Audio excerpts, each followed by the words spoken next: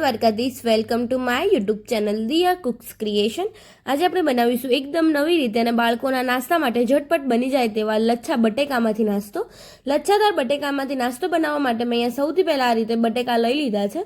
અહીંયા મેં મીડિયમ સાઇઝના એવા 5 બટેકાને ઠંડા પાણીની અંદર એડ કરી લીધા છે અને હવે આ રીતે મેં જે ખમણી આવે છે તે ખમણી લીધી છે। તેમાં એકદમ સૌથી નાની, વચ્ચેની અને બહુ જ મોટી એવી ખમણી આવે છે। તેમાં જે વચ્ચેની મીડિયમ સાઇઝની જે ખમણી આવે છે તેની અંદરથી આપણે આ રીતે બટેકાના લચ્છા કરી લઈશું।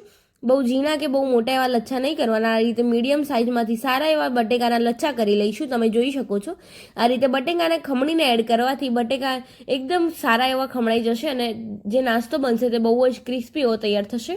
તમે જોઈ શકો છો આ રીતે આપણે બરાબર સારી રીતે બટેકાને ખમણીને તૈયાર કરી લીધા છે અને એકદમ સરસ એવા હવે તેને ઠંડા પાણીની અંદર એડ કરી લઈશું અને તેને બરાબર 3 થી 4 વખત વોશ કરી લઈશું, જેથી કરીને તેનો જે સ્ટાર્ચ છે તે દૂર થઈ જશે।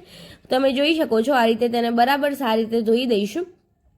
એકદમ સરસ એવું તેનું ચોખ્ખું પાણી થઈ ગયું છે અને આ રીતે મેં બટેકાને સારી રીતે વોશ કરી લીધું છે અને હવે જે પાણી છે તેની અંદરથી બટેકાને રિમૂવ કરવા રીતે 2 હથેળીની વચ્ચે તેને પ્રેસ કરીને સારી રીતે એકદમ કોરા એવા કરી લઈશું અને તે મિક્સર બાઉલની અંદર એડ કરી લઈશું, જેથી કરીને જે આપણે બનાવવાનો છે નાસ્તો તે બહુ પાણીવાળો નહીં બને। આ રીતે પાણી નીકાળીને એકદમ સરસ એવા આપણે બટેકાને કોરા કરી લઈશું। તમે જોઈ શકો છો બહુ જ સરસ એવા એકદમ કોરા એવા લચ્છેદાર બટાકા તૈયાર કરી લીધા છે અને હવે તેની અંદર 1 ટેબલસ્પૂન જેટલા ઝીણા સમારેલા મરચાં અને 1 ટેબલસ્પૂન જેટલા લીલા ધાણા એડ કરી લઈશું। ત્યારબાદ તેની અંદર ટેસ્ટ પ્રમાણે મીઠું એડ કરી 1 પિંચ જેટલી હળદર અને 1 પિંચ જેટલું તીખું લાલ મરચું એડ કરી લઈશું।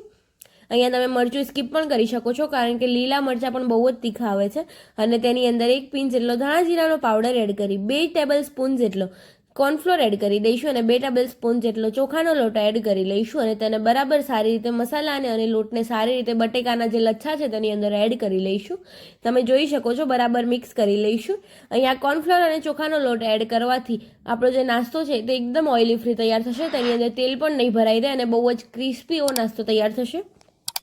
હવે બરાબર તેને સારી રીતે મિક્સ કરી લઈશું। તમે જોઈ શકો છો અને હવે જો તમને થોડું જરૂર લાગે તો તેની અંદર થોડું પાણી એડ કરીને આ રીતે મેં થોડો એવો તેનો બાઇન્ડિંગ આવે તે રીતેનો લોટ બાંધી દીધો છે।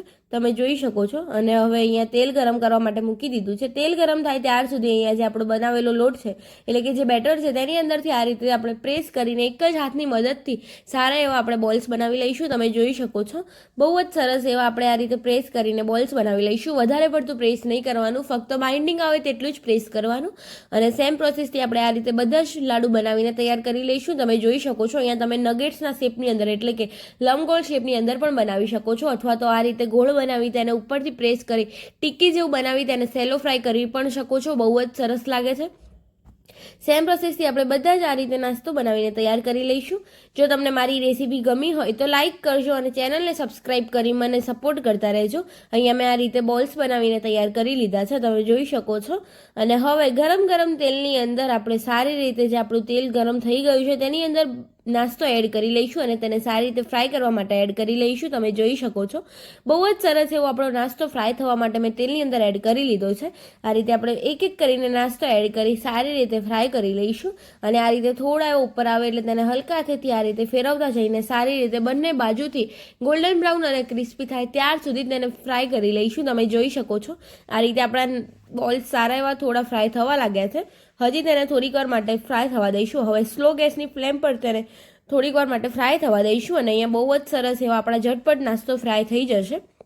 અને હવે નાસ્તો આ રીતે ફ્રાય થઈ જાય એટલે તેને આપણે આ રીતે ઝારાની અંદરથી નીકાળી લઈશું, જેથી કરીને બહુ જ ઓઇલી ફ્રી એવો નાસ્તો તૈયાર થશે। તમે જોઈ શકો છો અને અહીંયા બહુ જ સરસ એવો નાસ્તો બનીને તૈયાર થઈ ગયો છે। તમે જોઈ શકો છો એકદમ ક્રિસ્પી એવો લચ્છાદાર બટેકાનો નાસ્તો તૈયાર થઈ ગયો છે। સવારમાં બાળકોને નાસ્તા માટે બહુ જ સરસ એવો ઓપ્શન છે। તમે વડીલોને પણ આ રીતે બનાવીને ખવડાવી શકો છો। ઘરમાં નાનાથી મોટા બધાને ભાવે તેવો આપણો લચ્છાદાર આલુમાંથી બહુ જ સરસ એવો નાસ્તો તૈયાર થઈ ગયો છે। હું તમને આ રીતે તોડીને બતાવું તો જોઈ શકો છો બહારથી ક્રિસ્પી અંદરથી સોફ્ટ એવો આપણો નાસ્તો બનીને તૈયાર થઈ ગયો છે। જો તમને મારી આ રેસીપી ગમી હોય તો લાઇક કરજો, શેર કરજો અને કમેન્ટ કરજો। કમેન્ટ બોક્સમાં મને જરૂર જણાવજો કેવી લાગી મારી આ રેસીપી અને હા, મારી ચેનલ પર જો નવા હોય તો ચેનલને સબસ્ક્રાઇબ કરી બેલ આઇકન જરૂર દબાવજો, જેથી કરી મારી અવનવી રેસીપીસ તમને સૌથી પહેલાં જોવા મળે। મળીએ કોઈ નવી રેસીપી સાથે, ત્યાર સુધી બધાને જય દ્વારકાધીશ, જય શ્રી કૃષ્ણ અને હા, મને આ રીતે સબસ્ક્રાઇબ કરીને પ્લીઝ સપોર્ટ કરતા રહેજો।